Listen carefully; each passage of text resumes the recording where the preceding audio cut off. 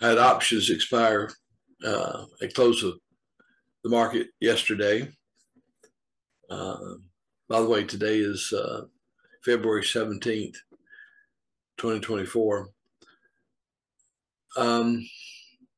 Things have changed since the time when I could no longer sell weekly options on HPI. It's hurt my cash flow. I like to have as my goal a minimum of $100 a day revenue on the average, and I didn't make it this time. So let me quickly bring up the screen with that information, and we'll take a look at it. There it is. All right.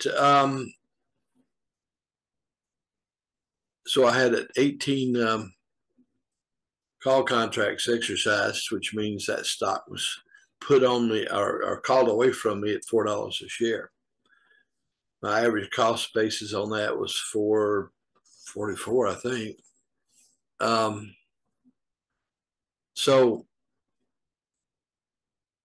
I got 56 cents a share as premiums on that. So because I'm not a strong believer in this current market rally, I wanted to hedge my bet, so to speak, toward the downside. So basically, with a $4 put, I'm not a $4 call. Sorry, that 56 cents a share that I received was sort of locking in a profit of 6 cents, assuming that the stock price remained over 450 or above. What I was hoping for, of course, is that it would fall to $4 or below, which would have given me the whole premium collected, which was $840 as profit. But as you can see from my calculations here on the right-hand side of the page, in fact, I still made 28 cents a share profit. So that's not peanuts. But remember, that covered a whole month, whereas I'm accustomed to having contracts expire each week. And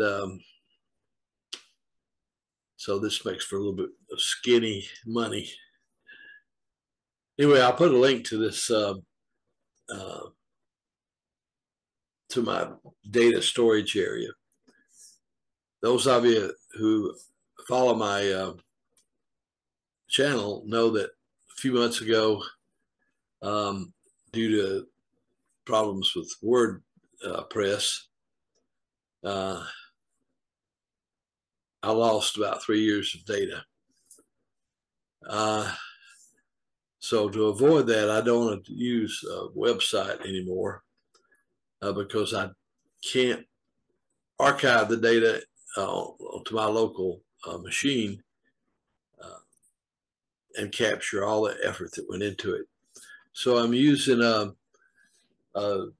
cloud drive called sync.com. And this link will take you to my database. Now, unlike a website where one thing links to another, this you'll actually have to look at the listing of files and folders and spend a little time getting oriented to it. However, it has one distinct advantage that you did not have when you were accessing my data through my website, is that now you can download the data. All the charts, all the PDFs, everything to your drive, and that gives you an opportunity to study these things offline, because all these documents can be viewed directly from your computer without being connected to the internet once you've downloaded them.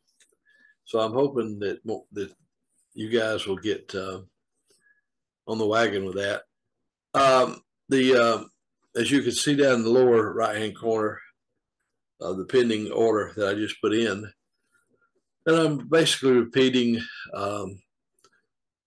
well, no, I'm not repeating because last time I bought the stock outright as described here, but here I'm actually going back to my standard model, which is to acquire stock through selling puts. That gives me a premium on the put side and the call side taken together. That should more reliably cover my spread and give me some profit. It does not cure the problem I have with the fact that I'm only getting off one batch of sales a month. So whatever revenue I collect there, you have to divide it by 4.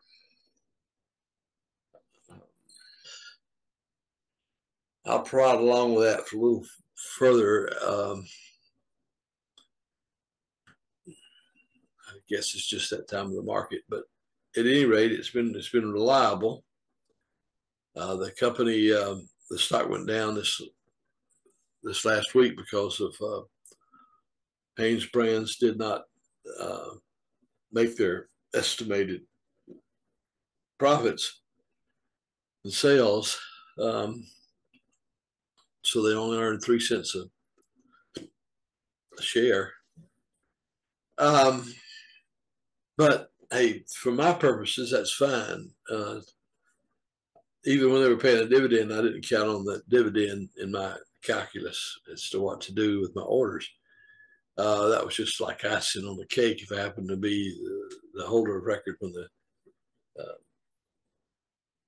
dividend was declared. That was just a bonus. But I do need the company to be a successful ongoing concern, just so it stays listed and doesn't become a takeover target. Because takeover target, if that should occur, if I happen to be holding stock, then I'm probably going to do okay. Maybe. But at any rate, the only downside it has is that the price of the stock, in whatever form it is in, will go up, which means it takes more of my capital to cover a lesser number of contracts. But once that is adjusted for and gets through a few cycles, then that would be great.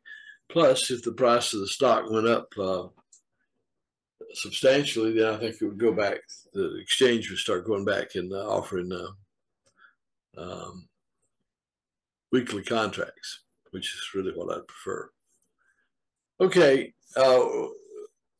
I've got as you get to the site, my data drive, from the link, you'll begin to see a little bit about the effort that I spend researching everything, and hopefully you'll be able to learn something useful from it. All right. With that, I will let you be.